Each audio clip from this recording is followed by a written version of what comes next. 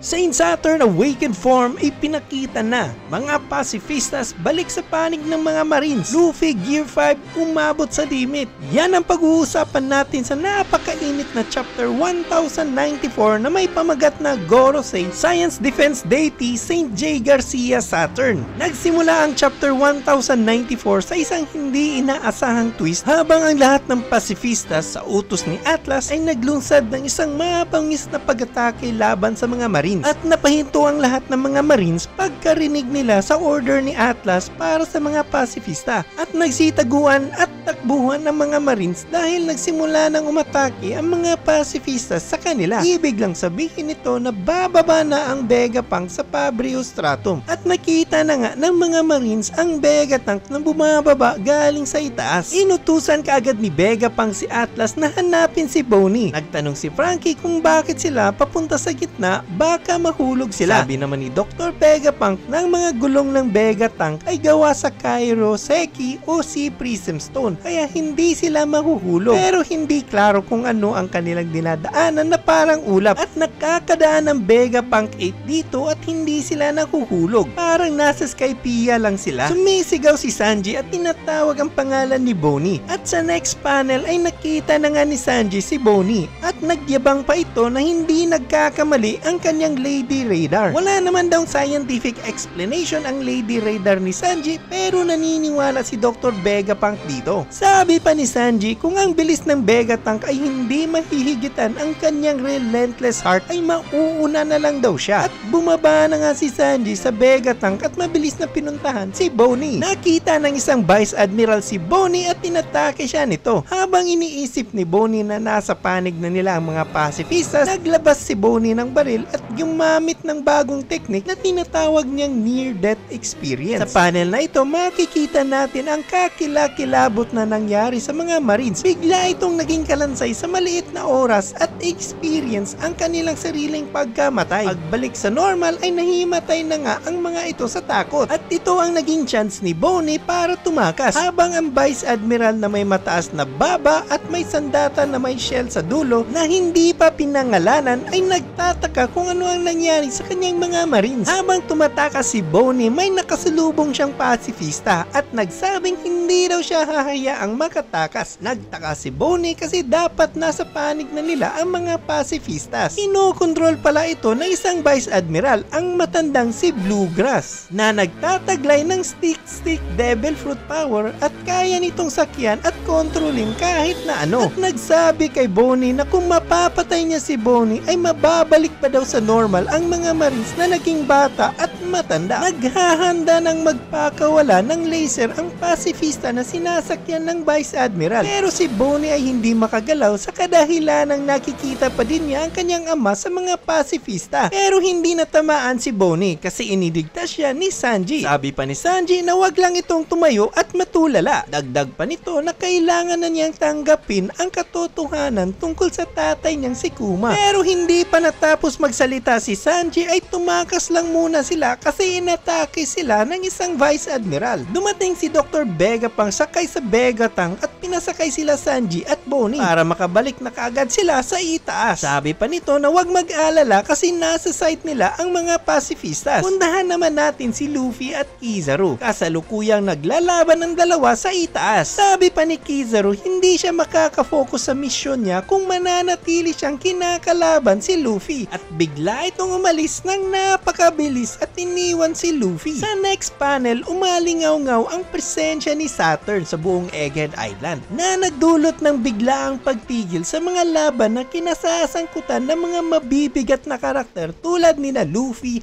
Kizaru, Zoro, Lucci, Sanji, Jinbei at mga Vice Admirals. Isang nakakatakot na aura ang sumabit sa hangin na ikinagulat ng lahat. Ang silhouette ni Saint Saturn ay makikita sa isang panel at nag-utos ito at pinahinto ang mga pacifistas. Ito yung ini-expect nating mangyayari na mababawi din ng mga Marines ang mga pacifistas. Nagtaka naman sila Vegapunk dahil huminto at hindi na sumusunod sa utos nila ang mga pacifistas. Sabi pa ni Atlas na wala nang mas mataas sa kanila in terms of control sa mga pacifistas kundi ang mga Gorosei lang. At biglang may lumitaw lumilitaw na mahiwagang bilog na sinamahan ng apoy at itim na mga kidlat sa gitna ng Egghead Island. At nagmamadali na silang umalis kasi nararamdaman nila na may paparating na hindi maganda. Isang anunsyo para sa mga Marines ang umalingaw sa isla na darating sa Egghead Island si Saint Saturn. Binalaan ng mga Marines na may mababang ranggo na huwag direktang tumingin sa mga mata ni Saint Saturn. Habang papunta sa itaas ang Vegatank at binabaybay ang ulap, hindi sila makapaniwala na ang isang Gorosei na nagtataglay ng highest authority sa mga pacifistas ay pupunta sa Egghead Island. Gulat si Frankie sa sinabi ni Dr. Vegapunk. Pinakita sa next panel ang maitim na bilog na may star sa gitna at mga number 5 sa gilid. At sa pinakagitna nito ay may lumalabas na maitim na anyo. At nakita ito ni Sanji. Ang isang Marine ay tinitigan ang lumabas sa maitim na bilog at nagtanong pa kung sino itong halimaw na ito. At biglang sumabog ang ulo nito sa pagtitig sa misteryosong figura. At nagpakita na sa wakas si Saint Saturn sa kanyang awakened form.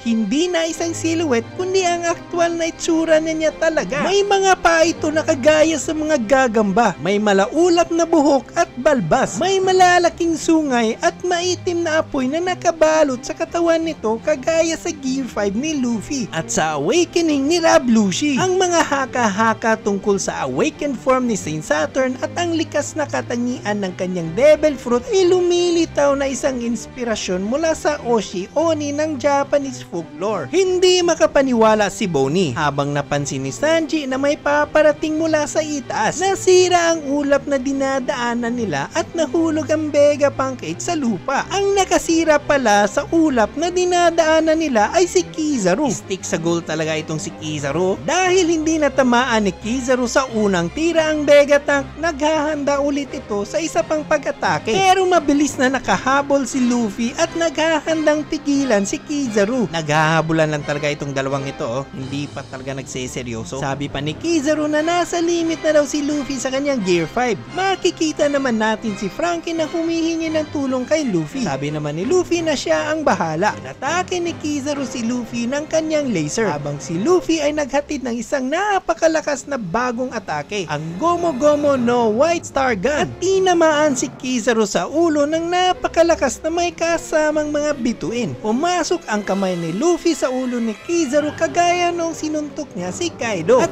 pagkatapos ng ataking yon, naging matanda si Luffy dahil naabot na nito ang limit ng kanyang Gear 5. Tinawag naman siya ni Saturn na Nika at nahulog si Luffy sa lupa malapit kay Saturn habang ang Vegatank 8 ay nahulog din sa harap ni Saint Saturn. At sa next panel, nagkita na nga sila Saint Saturn at Vegapunk. Akala ni Saint Saturn ay napatay na si Dr. Vegapunk ni Kizaru. Pagkakita ni Bonnie kay Saint Saturn, bigla itong nakaranas ng sobrang galit na nagpapahiwatig ng isang misteryosong nakaraan. Ang mga alaalang ito ay nakasentro sa isang utos na ibinigay kay Dr. Vegapunk para tanggalin at burahin ang mga memories at pagkatao ni Kuma. At ang nag-utos nito ay walang iba kundi si Saint Saturn. At sa last panel ng chapter na ito, biglang naglabas ng espada si Bonnie at sinaksak si Saint Saturn. Kakaiba talaga ang pangyayari dito sa chapter na ito. Kakaiba talaga din ang itsura ng awakening ni Saint Saturn. Napakabangis at nakakatakot. Ngayong nasa panig na ng mga Marines ulit ang mga pacifistas, nandyan pa ang mga Vice Admirals, ang Cypherpole Zero na si Rob Lucci, isang Admiral na si Kizaru, at nandito pa ang isang Gorosei na si Saint Saturn na naka-awaken form pa. Ano kaya ang gagawin ng mga Straw Hat Pirates, Vegapunks at ni Bonnie? Si Luffy naman ay kailangang magpahinga kasi naabot na niya ang kanyang limit. Pero baka madali lang makakabalik si Luffy kagaya nung naging matanda siya sa laban nila ni Kaido. Sana nga. Pero kung hindi ito mangyayari pa, sa kanilang anim, si Atlas, Bonnie, Sanji, Dr. Vegapunk, Frankie at Luffy, si Sanji lang ang may malaking chance na kayang humarap kay Saint Saturn. Ang tanong, kakayanin kaya ni Sanji si Saturn? Sa tingin ko mahihirapan si Sanji. Ano sa tingin nyo? O baka magkakaroon ng power up si Sanji sa arc na ito. Parang medyo malabo. At kung hindi pa makakalaban si Luffy, magiging bakante si Kizaru at siguradong gagamitin ito ang chance para tapusin ang kanyang misyon. So sino ang magproprotekta kay Dr. Vegapunk? Si Sanji? Magkakaharap na ba ulit si Kizaru at Sanji? Luging-lugi talaga ang mga bida natin sa sitwasyong ito. Eto na ba ang oras para lumabas at sasali sa labanan ang Giant Robot? O baka may darating na tutulong sa kanila? Marami pang mga misteryo at history na nakatago sa istorya ni na Bonnie at Kuma. At sa tingin ko, nakita na ni Bonnie ang itsura ni Saint Saturn before, kaya namumukhaan niya ito. Malalaman natin ang mga sagot sa susunod na chapters. Kaya kung nagustuhan mo ang video na ito, huwag kalimutang mag-like at subscribe para ma-notify sa next video natin.